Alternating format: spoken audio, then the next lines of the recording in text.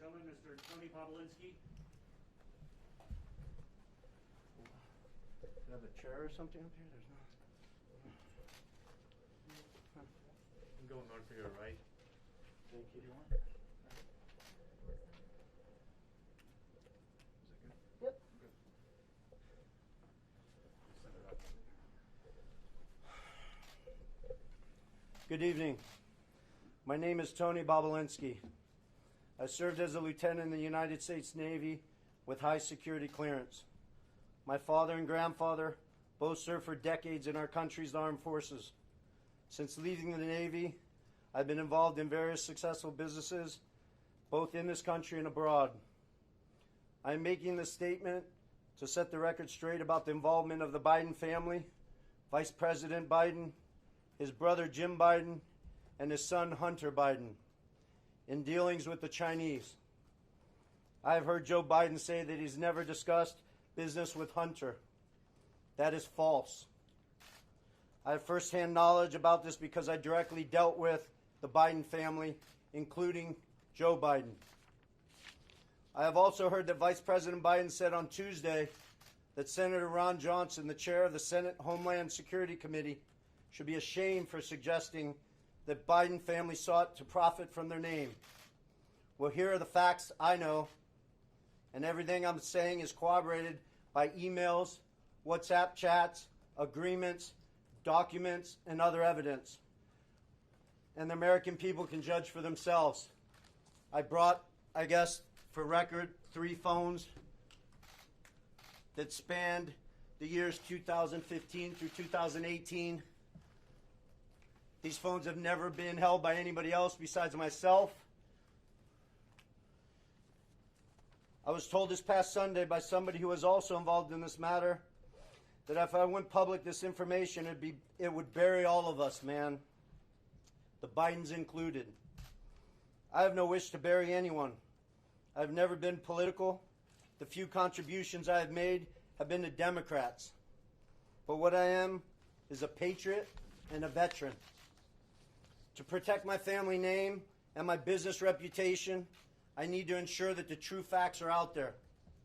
In late 2015, I was approached by James Gilliar, whom I had known for many years, about joining him in a deal which he said would involve the Chinese state-owned enterprise CEFC China Energy and what he called one of the most prominent families in the United States. I was informed first by Gilliar and then by Hunter Biden and by Rob Walker, who was working with the Bidens, that the Bidens wanted to form a new entity with CFC, which was to invest in infrastructure, real estate, and technology in the U.S. and around the world. And the entity would initially be capitalized with $10 million and then grow to billions of dollars of investment capital. After months of discussion, I agreed at Gilliar and Hunter Biden's request to become CEO of the entity to be called Sinohawk. Sino representing the Chinese side, Hawk representing Hunter Biden's brother Beau's favorite animal. And between February and May 2017, we exchanged numerous emails, documents, and WhatsApp messages concerning Sinohawk and its potential business. On May 2nd, 2017, the night before Joe Biden was to appear at the Milken Conference, I was introduced to Joe Biden by Jim Biden and Hunter Biden. At my approximately hour-long meeting with Joe that night, we discussed the Biden's history, the Biden's family business plans with the Chinese, with which he was plainly familiar, at least at a high level. After that meeting, I had numerous communications with Hunter, Walker, Gilliar, and Jim Biden regarding the allocation of the equity ownership of Sinohawk. On May 13, 2017, I received an email concerning allocation of equity, which says 10% held by H for the big guy. In that email, there's no question that H stands for Hunter, big guy for his father, Joe Biden, and Jim for Jim Biden. In fact, Hunter often referred to his father as the big guy or my chairman. On numerous occasions, it was made clear to me that Joe Biden's involvement was not to be mentioned in writing, but only face-to-face. In fact, I was advised by Gilliar and Walker that Hunter and Jim Biden were paranoid about keeping Joe Biden's involvement secret. I also had a disagreement with Hunter about the funds CFC was contributing to Sinohawk. Hunter wanted $5 million of those funds to go to himself and his family, so he wanted the funds wired directly to an entity affiliated with him. I objected because that was contrary to our written agreements concerning Sinohawk. He said, referring to the chairman, his father, that CFC was really investing in the Biden family, that he held the Trump card, and that he was the one putting his family legacy on the line. He also said to me on May 17th, 2017, that CFC wanted to be my partner, to be partner with the Bidens.